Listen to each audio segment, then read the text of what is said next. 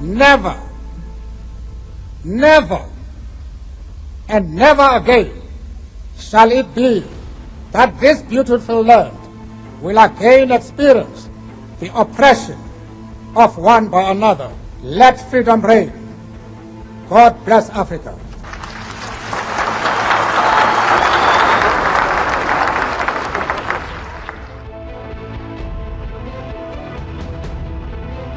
Entre los pueblos agrícolas, nómadas y cazadores del continente africano que recibieron el influjo de la conquista de las naciones europeas en el siglo XIX y siglo XX, hubo una región en particular que producto de esta colonización fue testigo de una transformación total de su modo de vida. Una nación que sigue dando de qué hablar hasta el día de hoy. Lo que hoy conocemos como Suráfrica, conquistado y edificado como Estado moderno por los ingleses y holandeses, pero con una mayoría de población africana negra, siendo una de las posesiones más ricas del Imperio Británico, verá nacer en medio de sus controvertidas políticas de separación racial a un hombre que es de los pocos que goza de un cuasi consenso como figura de veneración para el bien de la humanidad. Hablamos de Rolihlahla Mandela, luego llamado como Nelson Mandela. Pero ¿qué tanto hay de leyenda y fantasía y qué tanto hay de realidad sobre esta figura? Protagonista de una vida larga, difícil, es recordado como uno de los más arduos defensores de los derechos humanos y del pacifismo. Pero hoy vamos a conocer su historia más allá de la propaganda, de la forma más objetiva posible. Les habla Reinaldo José Carrillo Vilches, esto es La Nueva Enciclopedia, y para quienes no lo sepan les recuerdo que ahora tenemos La Nueva Enciclopedia en inglés y La Nueva Enciclopedia en portugués. Nos pueden dar un gran apoyo metiéndose en ambas plataformas que pueden conseguir debajo, suscribiéndose en ambos canales, dándole me gusta a los videos, dejando sus comentarios y viendo el material que tiene mucho potencial. Sin más nada que agregar, empecemos con el video de hoy.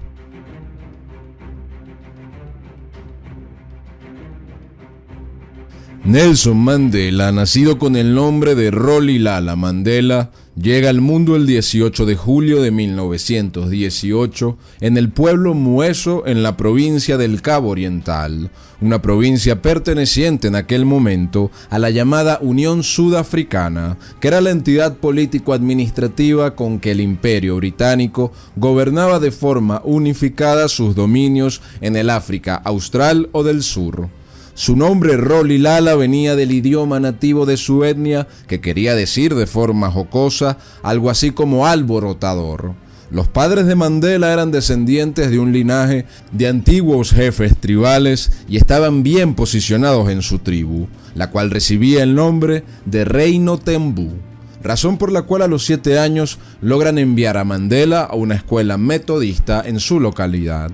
En dicha escuela la maestra de su curso le pone el nombre de Nelson y el niño Mandela, sin saber por qué se le estaba poniendo este nuevo nombre, lo acepta. Al poco tiempo, a los 9 años de edad, muere su padre y a causa de esto, su madre entrega al pequeño Nelson al cuidado del jefe de la tribu llamado Honkintaba Dalindyebo. Esto era una práctica común entre las familias destacadas de las tribus cuando los padres morían, puesto que así, bajo el regazo del jefe de la tribu, se podía garantizar cierto futuro para los jóvenes que quedaban sin padre. Así, de esta forma, Nelson se traslada a vivir con el jefe de la tribu, Honkintaba, en el palacio Mqhekezweni. La crianza de parte del jefe de su tribu fue un hecho decisivo en su vida que le permite tener a Mandela una educación y posición privilegiada, aprender además desde joven varias nociones de liderazgo y adquirir conocimientos avanzados sobre la historia y la geografía de su nación de origen. En 1935 comienza sus estudios secundarios en la localidad de Nkobo, aunque los va a terminar en 1939 en Beaufort, en instituciones de renombre para la comunidad africana de la región.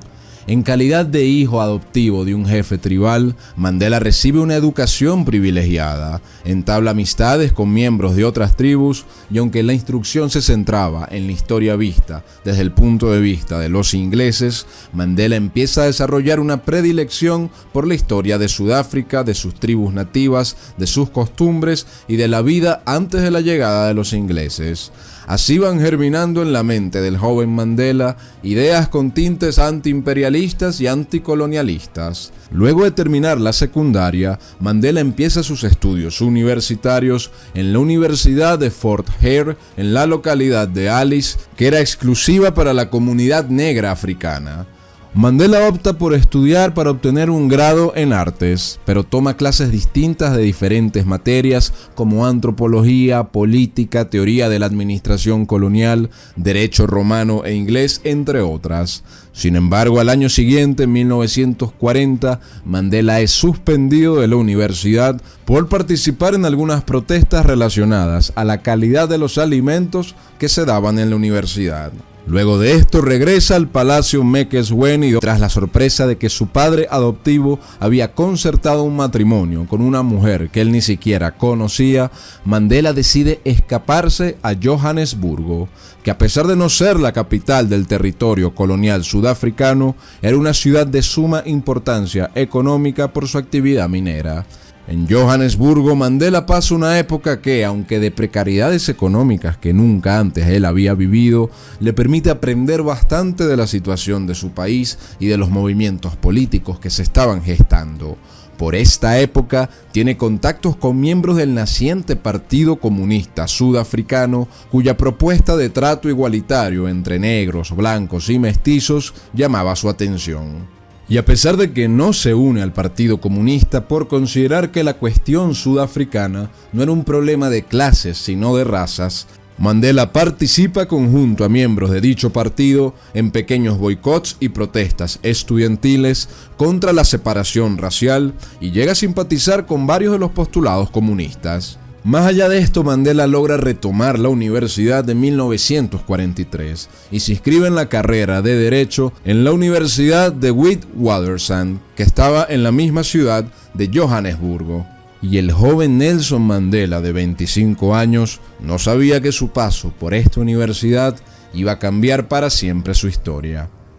Ahora bien, antes de seguir con la vida de Nelson Mandela, es necesario primero profundizar sobre la historia de su nación, una historia poco conocida por muchos, que es la historia de Sudáfrica. Antes de la llegada de los europeos, el territorio que hoy se conoce como Sudáfrica presentaba un cuadro diverso de tribus y comunidades nativas con divisiones muy jerarquizadas y complejas, las cuales, a pesar de su desventaja técnica frente a otras naciones que eran superiores tecnológicamente, eran sumamente guerreras estas tribus y belicosas. Entre estas tribus sobresalían los bosquimanos, los hotentotes y los bantúes, cada una de las cuales conformaban continuas confederaciones y alianzas para expandirse o para combatirse entre ellas.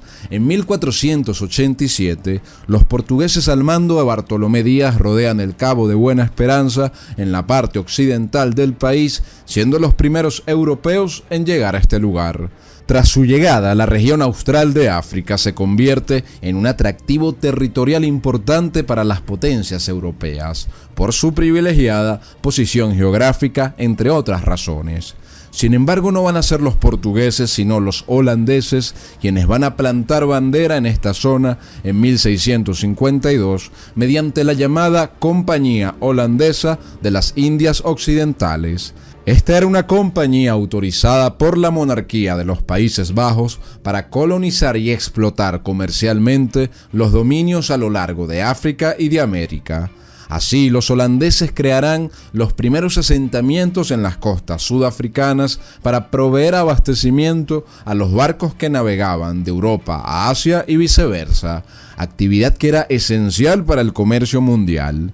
Los holandeses van penetrando al interior del territorio surafricano, sometiendo a la fuerza o al menos intentando someter a las tribus nativas que allí habitaban, de las cuales se extrayeron a los hombres con los cuales fueron formando el gran monopolio de esclavos que ostentaron los holandeses por varias décadas.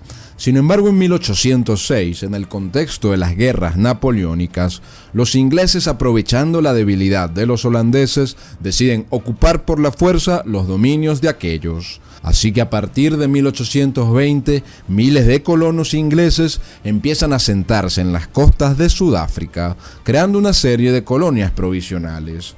Por su lado, los llamados Boers, es decir, los descendientes de los antiguos colonos holandeses, emprenden la llamada Gran Migración hacia el interior del territorio africano y crean dos nuevos asentamientos que proclaman como dos nuevas repúblicas independientes: el llamado Estado Libre de Orange y la República de Transvaal, entre 1835 y 1846, para, entre otras cosas, mantener su soberanía y contrarrestar la influencia inglesa. Sin embargo, los ingleses no van a ver esto con buenos ojos y desde 1877 emprenden una campaña para exterminar a las comunidades Boers y proceden con la colonización de todo el territorio sudafricano. Así que para 1902, tras varios años de guerra y de violencia, en lo que se ha llamado como el conflicto anglo-boer, los británicos se hacen con el control total de Sudáfrica, disolviendo a las naciones creadas por los Boers e integrándolas al territorio bajo su dominio. Por su parte, ya para esta misma época, los ingleses habían terminado de someter bajo su poder a todas las tribus nativas de Sudáfrica, siendo la más recordada de ellas la tribu llamada como Zulu, que combatió fieramente a los colonizadores hasta el año 1906. Así que para esta época, la sociedad sudafricana presentaba el siguiente cuadro. Existía una clase gobernante europea que dirigía los destinos de la colonia y que estaba compuesta por ingleses y por los llamados Afrikaners, que eran los descendientes de los antiguos Boers holandeses, quienes tenían además un dialecto propio llamado Afrikaans, que era un idioma híbrido entre el neerlandés, el inglés y el portugués, con varios idiomas nativos como el zulú. Esta clase gobernante de europeos no solo detentaban el poder político, pues eran los únicos habilitados para ejercer cargos públicos dentro de este estado que se forma como administración colonial, sino que también ostentaban el poder económico, siendo ellos quienes desde la conquista habían levantado y edificado el aparato económico de dicha región, eran pues los principales dueños de las fábricas y de los comercios existentes en Sudáfrica, de las tierras agrícolas trabajadas y de los comercios existentes en Sudáfrica. En contrapartida, estaba la gran mayoría de africanos negros del país, que representaban cerca del 84% de dicha población. Esta mayoría africana negra estaba en relación de completa dependencia con los europeos blancos.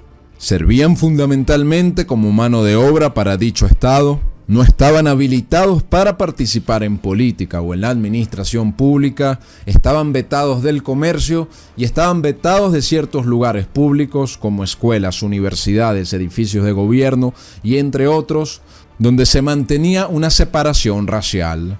Y su movilidad dentro del territorio de la Unión Sudafricana estaba sumamente limitado.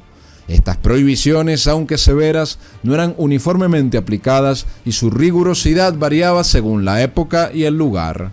Todo esto bajo el argumento de que eran los europeos quienes habían edificado dicho sistema y que eran ellos los únicos en capacidad de dirigirlo. Para 1910, los ingleses crean y proclaman lo que hemos mencionado como la Unión Sudafricana, que ponía bajo una sola figura político-administrativa a las distintas colonias ingleses conformadas provisionalmente en el territorio a lo largo del conflicto anglo-boer y a las antiguas repúblicas independientes holandesas. Las autoridades inglesas de Gran Bretaña le dan a la Unión Sudafricana un elevado grado de autonomía y le otorgan de jure, porque ya existía de facto, el poder político y económico a la clase gobernante de blancos europeos en el país, Esto mediante una asamblea nacional electa por la comunidad blanca europea nacida en dicha región y renovada cada 5 años, de la cual emanaban todas las leyes para el gobierno autónomo de la colonia inglesa. Prontamente, debido a esta gran autonomía,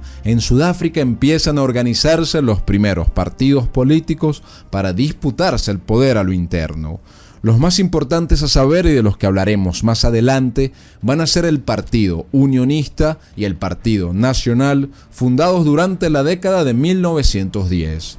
El primero, el Partido Unionista, va a compartir una visión más igualitaria de la sociedad surafricana, mostrándose a favor de una integración gradual de los negros con los blancos en una misma convivencia social. Sin embargo, el Partido Nacional, que gozaba de la aprobación de la mayoría de los votantes europeos blancos, va a ser totalmente opuesto a esta visión, defendiendo la conservación del orden existente y la separación racial. Así, en virtud de esto, durante los años 20 y los años 30, desde la Asamblea y los distintos órganos de gobierno de la Unión Sudafricana, el Partido Nacional va a promulgar varias leyes como la Ley de Tierras de Nativos y la Ley de Nativos, que legalizan el orden existente y la separación racial que ya existía como norma social, ahora regida formalmente por el aparato legal de la Unión Sudafricana. La clase europea blanca que había edificado dicho sistema y dicho Estado de la Unión Surafricana consideraba como perjudicial y una amenaza que se le diesen los mismos espacios de liderazgo y de dirección a la comunidad negra del lugar. Incluso quienes apoyaban la integración entre europeos y africanos consideraban que esta debía ser gradual y sometida a diversos filtros. Podía decirse además que aunque Sudáfrica pertenecía nominalmente al Reino Unido, ya su clase gobernante se gobernaba a sí misma. Esta va a ser la compleja situación en la que Mandela va a vivir su juventud. Sin embargo, va a faltar todavía algunos años para que la situación llegara a un punto álgido y Mandela llegase también a un momento clave en su vida.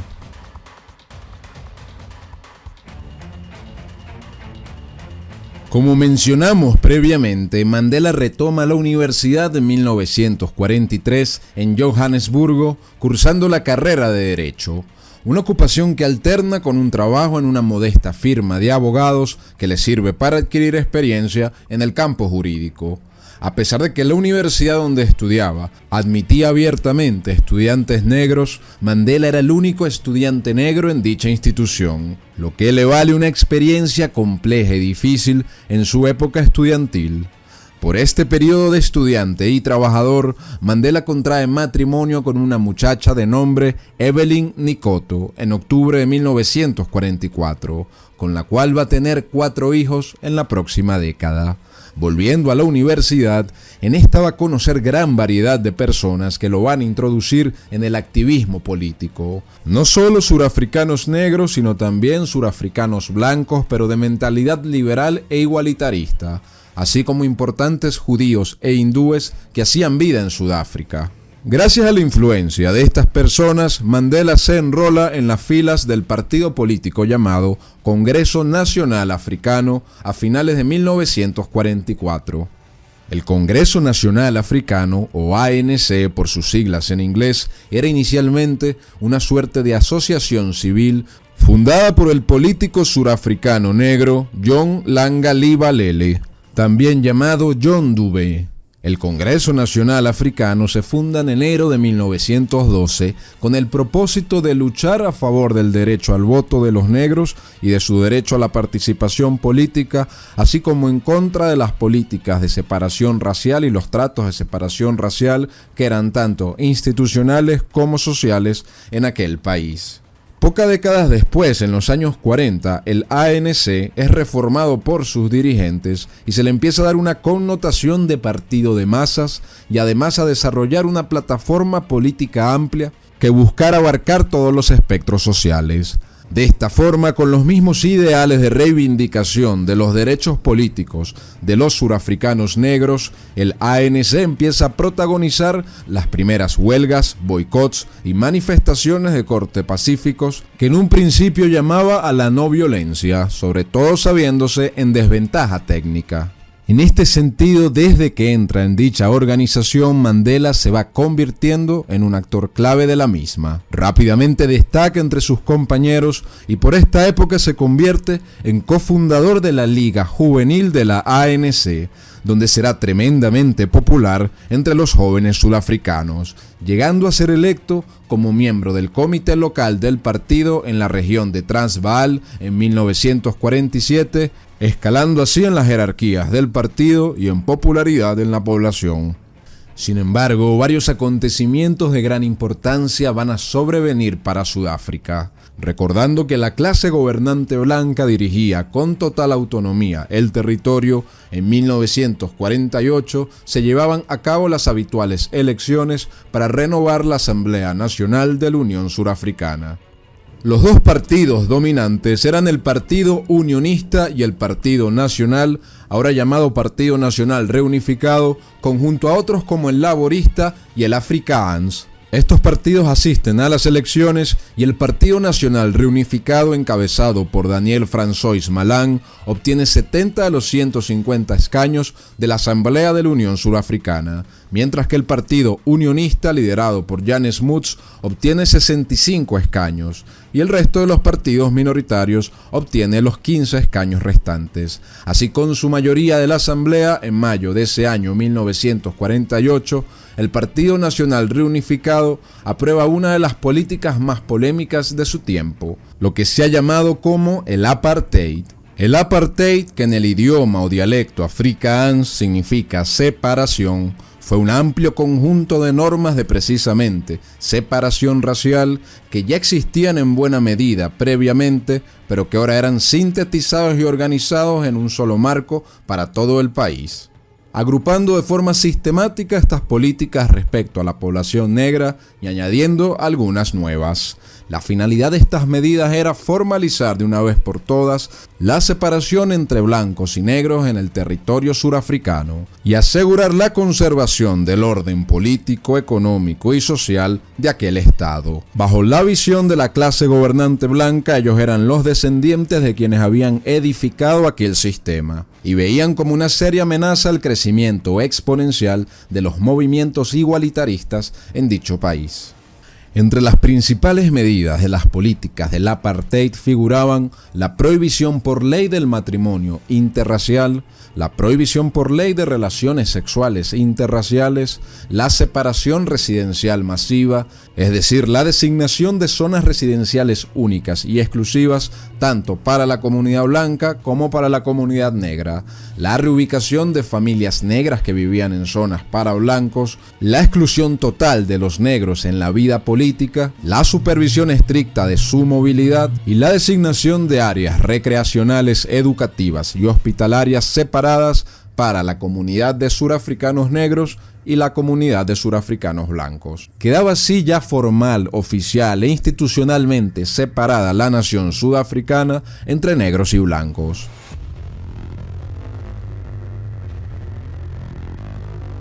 Las reacciones en torno a la aprobación de las políticas del apartheid fueron numerosas. La mayoría de la población blanca recibió la noticia con entusiasmo y apoyaron este nuevo sistema. La comunidad negra, conjunto a otros blancos liberales como los del Partido Unionista y otros partidos como el Partido Comunista, rechazaron ampliamente este programa de medidas.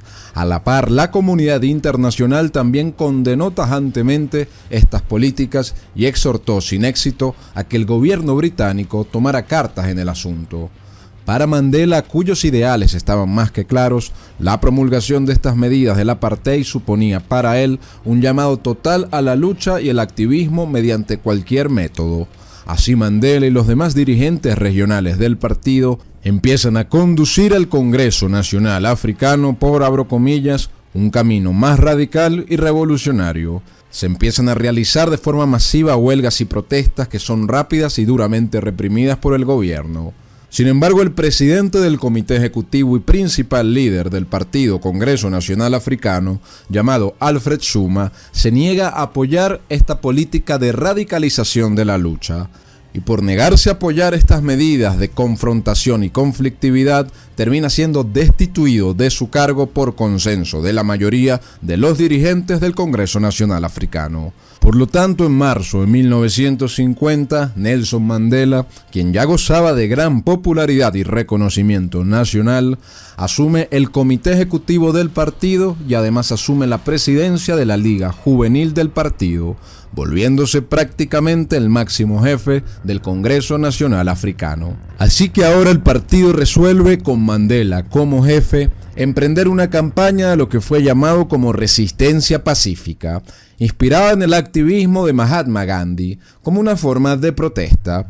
Este método fue acatado por algunos de sus adeptos, pero la mayoría del partido se lanza violentamente a las calles y se generan una gran cantidad de disturbios que generan el uso de la fuerza por parte de las autoridades para restaurar el orden público. Esto sigue en paralelo con un intenso trabajo de activismo y articulación política. Las campañas emprendidas por el Congreso Nacional Africano surten efecto y sus miembros pasan de 20.000 en 1951 a más de 100.000 miembros para el año siguiente, 1952. No obstante, esto empieza a incomodar a las autoridades, que promulgan la llamada Ley de Seguridad Pública ese mismo año y en virtud de ella realizan gran cantidad de arrestos y detenciones para frustrar las actividades del Congreso Nacional Africano. Así que en el marco de esta ley, Mandela es nuevamente arrestado el 30 de julio, pero es sometido esta vez a un juicio junto con otros 21 prisioneros, siendo condenado a 9 meses de prisión con trabajo forzado. Sin embargo, por disposición de las autoridades surafricanas, dicha sentencia queda suspendida y Mandela no queda efectivamente preso. Sin embargo, la vigilancia y persecución hacia su persona se vuelve cada vez más tajante, puesto que las autoridades surafricanas le prohíben presidir o participar en reuniones públicas. Así, Mandela, observado siempre por las autoridades, reduce su activismo por estos años. A pesar de que debido a su participación en la política, Mandela no puede terminar la carrera de Derecho, aprueba el examen para ejercer la abogacía y crea en 1953, junto a su amigo Oliver Tambo, la primera firma de abogados negros de Sudáfrica. Por estas fechas, también comienza a tener problemas maritales con su esposa Evelyn, debido a la incomodidad del nivel de vigilancia estatal al que estaba siendo sujeto Mandela. Sin embargo, esta vigilancia parecía flexibilizarse por periodos y no ser tan estricta dependiendo de la situación, pues Mandela igual encontraba formas de aparecer en manifestaciones del partido y en actividades públicas. Ahora, ya para el 5 de diciembre de 1956, el CNA, el Congreso Nacional Africano, hace varios llamamientos a la unión de todos los africanos, negros y blancos, bajo sus banderas, y varias insinuaciones sobre la posibilidad de formalizar y llamar abiertamente a la lucha armada contra el sistema del apartheid y todo el Estado surafricano. Luego de esto, Mandela es apresado nuevamente y es puesto en una cárcel de máxima seguridad en Johannesburgo por delitos de alta traición a la Unión Surafricana. Comenzaba de esta forma lo que en la historia y la opinión pública se conoció como el juicio por traición, al cual Mandela y otros 155 surafricanos fueron sometidos. Este va a ser un proceso sumamente largo y tedioso en los años 50, pero que va a conmocionar a Sudáfrica y al mundo entero.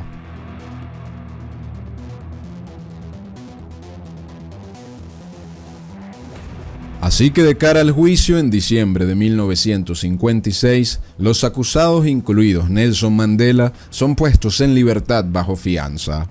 En enero del año siguiente, 57, empiezan las primeras audiencias hasta septiembre, cuando el proceso es congelado, para ser reactivado en enero del año 58, cuando finalmente logran designarse los jueces para llevar a cabo el juicio, el que inicia finalmente el 3 de agosto de ese año.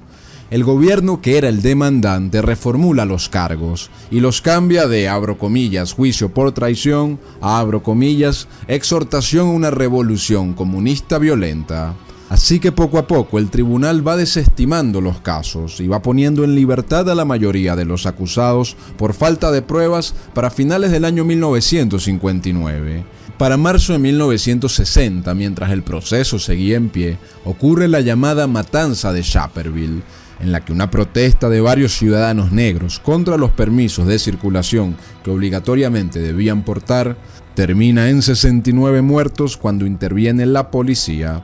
Mandela, como gesto público de solidaridad, quema su propio pase de circulación. La matanza de Sharpeville y las tensiones con el asunto racial en Sudáfrica retrasan todavía más el proceso, hasta que finalmente, tras 6 años de litigio, el 21 de marzo de 1961, Mandela y los 29 acusados restantes son puestos en libertad, pues el tribunal no logra probar que el Congreso Nacional Africano estuviese promoviendo la lucha armada o que fuese comunista. Lo cierto es que el año 1961 será crucial para la hasta entonces llamada Unión Sudafricana.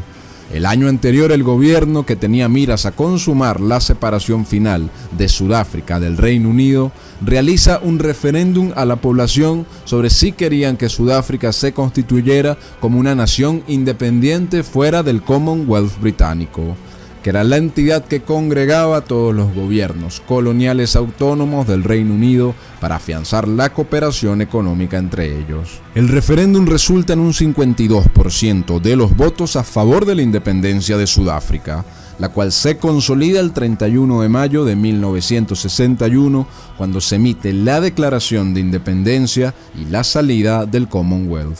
Esta independencia de Sudáfrica, más que significar una ruptura con todo el pasado colonial británico, suponía más bien un traslado de instituciones que ya tenían tiempo de facto siendo autónomas y que estaban dominadas por la clase gobernante blanca descendientes de europeos en dicho país, la cual continúa con el mismo orden de cosas, incluyendo las políticas del apartheid tras formalizar la independencia.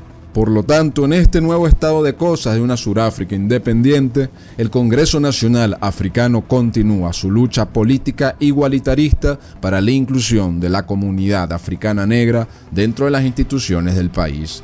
El mismo Mandela, que hasta el momento se había mantenido al margen de una lucha armada, empieza a establecer contacto con varios grupos guerrilleros y señores de la guerra surafricanos, o lo que fue llamado como el grupo guerrillero Umkhonto weSizwe, o por sus siglas en inglés MK, que se termina convirtiendo en el brazo armado del Partido Congreso Nacional Africano. El grupo MK, inspirado en el movimiento 26 de julio del líder cubano Fidel Castro, rápidamente empieza a realizar labores de sabotaje que se convierten en atentados violentos con bombas en sitios como instalaciones militares, centros de telefonía, áreas públicas y carreteras. Nelson Mandela, que era cómplice y aprobaba estas acciones violentas de conflictividad dentro del país, decía que el MK no tenía problemas de lanzarse, abro comillas, a la guerra de guerrillas y al terrorismo, cierro comillas. Así que en virtud de esto, Mandela vuelve a ser el foco de atención de las autoridades sudafricanas. En febrero del año 62, Mandela emprende una gira por varios países africanos para recabar apoyo financiero y militar en la lucha contra el apartheid, y es recibido en países como Egipto, Etiopía, Túnez, Marruecos y muchos otros como un auténtico líder político, escalando su fama continental. Sin embargo, haciendo esto, Mandela no solo estaba representando una amenaza para el orden existente sudafricano, sino que ya se encontraba violando leyes sudafricanas que le prohibían salir sin permiso del país, mucho menos buscar apoyo en gobiernos extranjeros para intervenir en los asuntos surafricanos. Esto le vale su arresto el 5 de agosto de 1962. Algunas fuentes afirman que Mandela fue delatado y entregado por sus propios compañeros, aunque el hecho cierto es que Mandela ahora enfrentaba nuevamente un proceso judicial por salir ilegalmente del país e incitar al desorden público. Sin embargo, en pleno proceso, en julio de 1963, las autoridades consiguen información que probaba la filiación de Mandela con el grupo guerrillero MK, lo que da origen al llamado Proceso de Rivoria, un proceso judicial que inicia formalmente el 9 de octubre de 1963, tras la numerosa prueba documental, fotográfica y hasta testimonial que el gobierno recolectó en sucesivas redadas a miembros del Congreso Nacional Africano y del MK. A Mandela se le añadieron las siguientes acusaciones por sus nuevas probadas vinculaciones con el MK: sabotaje, conspiración para derrocar al gobierno y promoción de una revolución armada contra el gobierno. Así, tras varios meses de audiencias, las contundentes y además verídicas pruebas recabadas por el gobierno contra Mandela hacen que el juez Quartus de Wet dicte el 12 de junio de 1964 cadena perpetua contra Mandela. Así que Mandela es trasladado al día siguiente, 13 de junio, a la prisión de la isla de Robben, a las afueras de Ciudad del Cabo, empezando lo que sería un largo cautiverio de cerca de 26 años.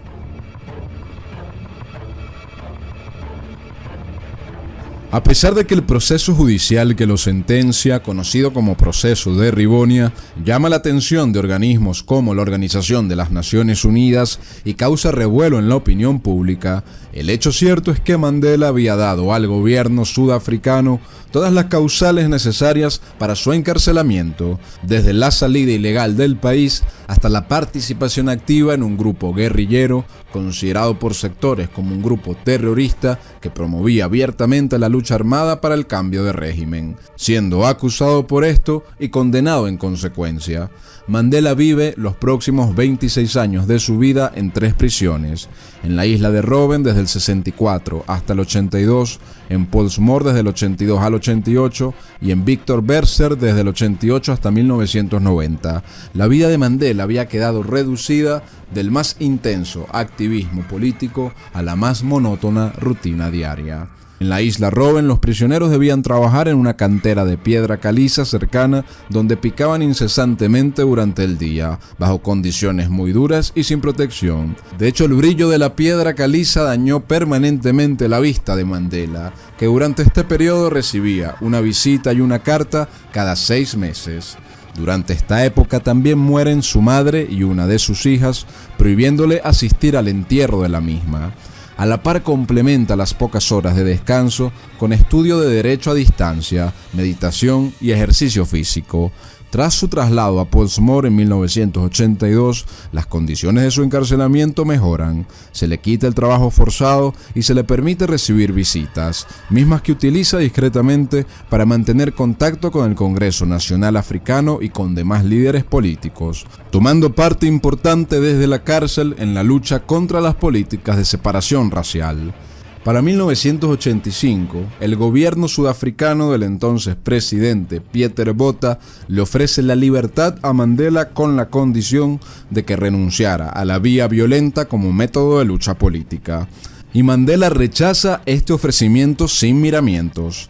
Estas acciones y el tiempo que ya llevaba encarcelado van a hacer que el mundo entero vea a Mandela como un auténtico ejemplo de lucha y de resistencia, lo que lo posiciona como una de las personalidades más influyentes de la época.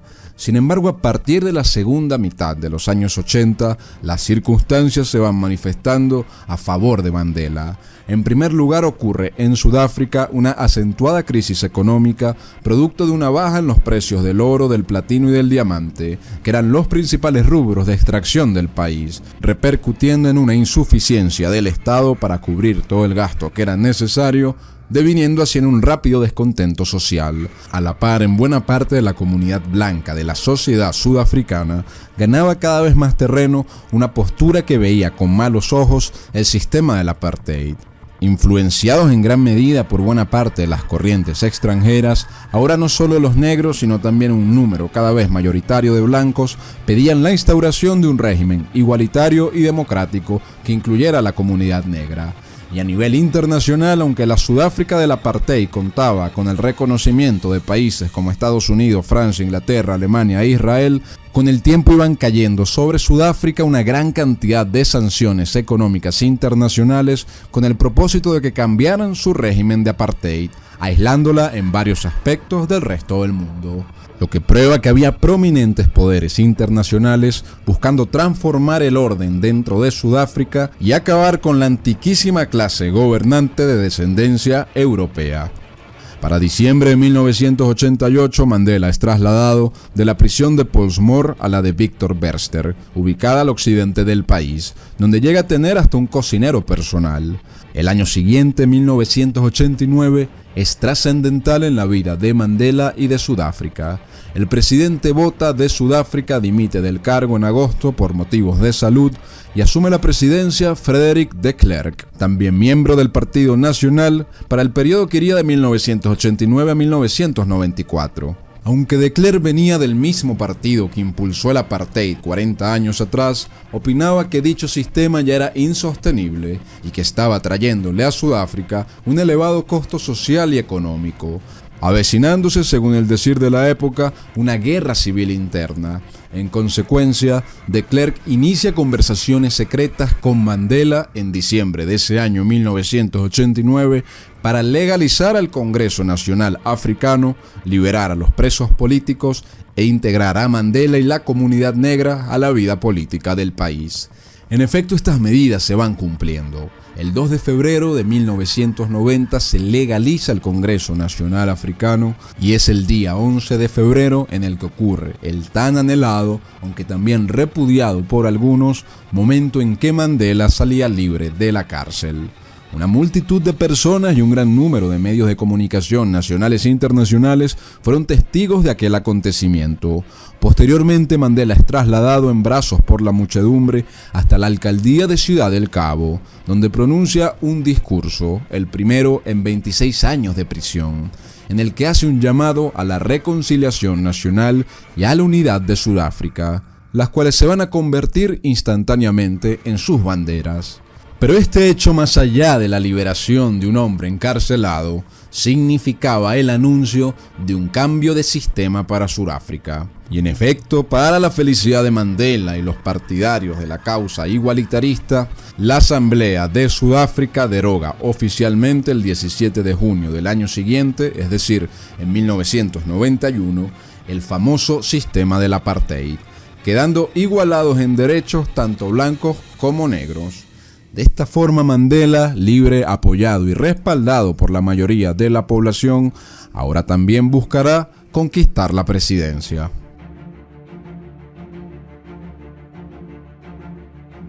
Mandela, recién liberado, no vacila en recabar todo el apoyo nacional e internacional posible y emprende así una auténtica campaña para presentarse como el primer candidato negro a las elecciones presidenciales de Sudáfrica.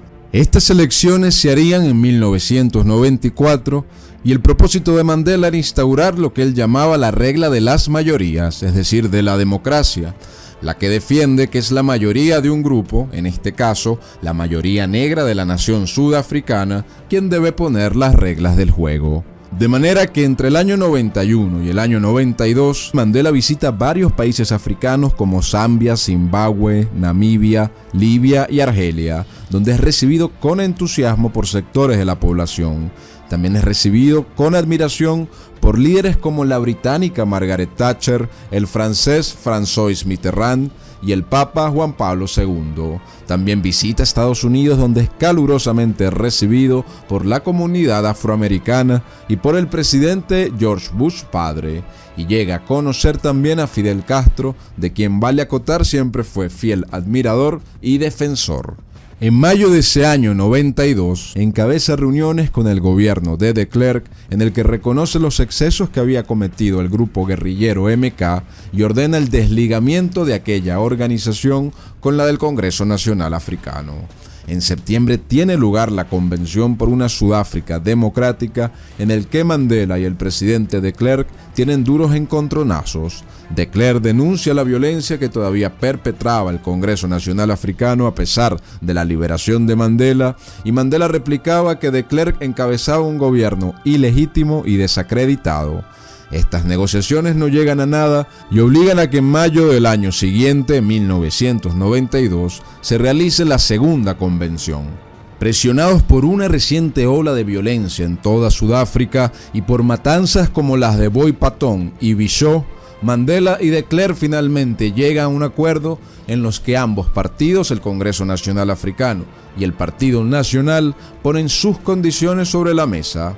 En este sentido, ambos acuerdan la proclamación de una constitución interina que garantizara la separación de poderes, la creación de una corte constitucional y la inclusión de una carta de derechos como en los Estados Unidos, además de que se repartieron entre ambos partidos varias y lucrativas plazas en la administración pública. Tras este acuerdo, Mandela y de Klerk reciben en Noruega el Premio Nobel de la Paz. Así llega el año de las elecciones generales de 1994, en las que no solo se disputaba la presidencia, sino que también la Asamblea Nacional y el Senado de Sudáfrica. Del 26 al 29 de abril, marcados por una extrema violencia callejera, se realizan las votaciones en las que sale electo con el 62% de los votos el Congreso Nacional Africano, pasando a ser la primera fuerza que controlaba tanto la Asamblea Nacional como el Senado y en consecuencia la presidencia, la cual termina ocupando Nelson Mandela desde ese año hasta el año 1999. Luego de esas elecciones, que fueron las primeras en la historia de Sudáfrica en la que participó toda la población en dicho territorio, Mandela hace historia luego el 9 de mayo de 1994 al juramentarse como el primer presidente negro electo en la historia de dicha nación. Se terminaba además de atornillar como un ícono internacional de la lucha racial y la lucha igualitaria. Su juramentación es transmitida nacional e internacionalmente y llegaba a una audiencia estimada de 1.000 millones de personas. Sin embargo, aunque para entonces lucía activo y recibía personalidades famosas todos los momentos que podía, la verdad es que Mandela, ya con 76 años de edad y varios quebrantos de salud, no sería el presidente vigoroso y enérgico que muchos esperaban. Como mencionamos, la principal bandera de Mandela fue la llamada Reconciliación Nacional. En este sentido, Mandela conformaba un gobierno de coalición donde involucraba personas tanto del Congreso Nacional Africano como del Partido Nacional, el cual, vale recordar, fue el propulsor de las políticas del apartheid. Incluso llega a nombrar a de Klerk como su vicepresidente. A la par, Mandela crea la llamada Comisión para la Verdad y la Reconciliación, que evalúa y expone los crímenes tanto del antiguo gobierno como del Congreso Nacional Africano durante la época de la lucha armada. Ahora bien, a pesar de las consignas de reconciliación, bajo el gobierno de Mandela se desata silenciosamente una ola de fuerte violencia contra la población blanca de Sudáfrica, siendo recordado por aquellos años múltiples asesinatos a hacendados y granjeros blancos, las peleas callejeras contra la población descendiente de europeos y todo tipo de violencia contra sus comercios. Ocurre un rápido deterioro de la calidad de vida de la población blanca en dicha región, desprotegida ahora institucionalmente frente a una población que le resentía. Esta hostilidad contra la población blanca se hace silenciosa y gradualmente sistemática en los próximos años e incluso desencadena el éxodo de más de 7.500.000 personas blancas de dicha región. Así que, volviendo a Mandela, como dijimos, este va a heredar un país en una situación bastante compleja y conflictiva. Contando con una población de 40 millones de habitantes, 23 millones carecían de electricidad y servicios de salud pública, 12 millones no tenían acceso a agua potable y un tercio era analfabeta. En términos económicos, había un 33% de desempleo, casi la mitad de la población vivía bajo la línea de la pobreza y las industrias no funcionaban a su máxima capacidad. En este sentido, Mandela, aunque fuertemente influido por los postulados socialistas, es asesorado y pacta con el Fondo Monetario Internacional, aplicando una serie de medidas económicas llamadas neoliberales para aquel entonces, que seguían las típicas recetas de estos fondos de capitales internacionales, con medidas como la apertura al comercio exterior, la reducción de las funciones del Estado, la privatización de empresas estatales, entre otras. Y en efecto, con el capital que recibe el país gracias a estas medidas, la inflación se reduce considerablemente del 14 al 5%, el PIB crece a un ritmo promedio del 3%, la renta per cápita a los hogares negros aumenta un 90% durante este periodo de gobierno de Mandela y los programas de ayudas sociales, beneficencias y subsidios aumentan también considerablemente. No faltaron sectores, desde luego, que criticaron duramente a Mandela en distintos aspectos, como el desarrollo de diversas epidemias de salud pública, que se desatara todavía más un gran problema de inseguridad en Sudáfrica, donde aumentaron considerablemente las tasas delictivas en aquella época. Lo cierto es que con Mandela se instauraba un nuevo orden político y social en Sudáfrica. Ocurría un cambio de élites en el que la clase gobernante y empresarial del país ya no sería manejada única ni principalmente por aquellos descendientes de europeos, sino que cada vez ganaría más espacio la comunidad africana negra. La velocidad de esta sustitución en dicho país fue inédita, contrastada con la de cualquier otra nación en aquel entonces. Y este nuevo orden, que es encarnado por Nelson Mandela, va a conducir a Sudáfrica a una etapa más violenta, más turbulenta y más problemática que incluso las décadas anteriores. Pero volviendo a sus últimos días de presidencia en este cuadro previamente relatado, sin mucha pena, aunque sí con algo de gloria, sobre todo a nivel internacional, con un cuadro de contrastes luminosos y oscuros, Mandela termina su mandato el 16 de junio de 1999 para entregar la presidencia al presidente Thabo Mbeki. Por un tiempo adicional, Mandela siguió apareciendo ocasionalmente en actos públicos, discursos e inauguraciones, pero por su ya avanzada edad anuncia su retiro definitivo de la política en el año 2004. Seguirá, sin embargo, siendo una personalidad bastante apreciada en el mundo de la política, de la cultura y hasta del espectáculo. En 2011 empiezan graves quebrantos de su salud, con múltiples hospitalizaciones por deficiencias respiratorias y una cirugía por cálculos biliares. Para el 8 de junio de 2013, una infección respiratoria se complica y es llevado de emergencia al hospital. Luego de esto, Mandela no vuelve a ser el mismo y su condición va a ser sumamente crítica por los siguientes 6 meses, hasta que la noche del 5 de diciembre de 2013, el presidente del momento, Jacob Zuma, anunciaba al mundo la desaparición física de Nelson Mandela. El presidente Zuma declara 10 días de luto y los restos de Mandela se exponen en la sede del gobierno entre el 11 y el 13 de diciembre, mientras que el funeral se realiza finalmente en un pueblo remoto llamado Kunu, aunque luego sus restos son trasladados a Mweso, que era su pueblo natal. Terminaba así la vida de quien ha sido considerado por adversarios y admiradores como uno de los íconos más influyentes del siglo XX, siendo en la actualidad recordado como un símbolo de las luchas igualitaristas en todo el mundo y como un ejemplo de resistencia y de lucha política. Muchas gracias a todos por haber visto este video, espero que les haya gustado y les recuerdo que abajo pueden conseguir la nueva enciclopedia en inglés y la nueva enciclopedia en portugués. Denle me gusta a todos los videos de esos canales, compártanlo con sus conocidos, vean el material que de verdad vale la pena y bueno, suscríbanse a ambas plataformas. Muchas gracias a todos y que Dios los bendiga.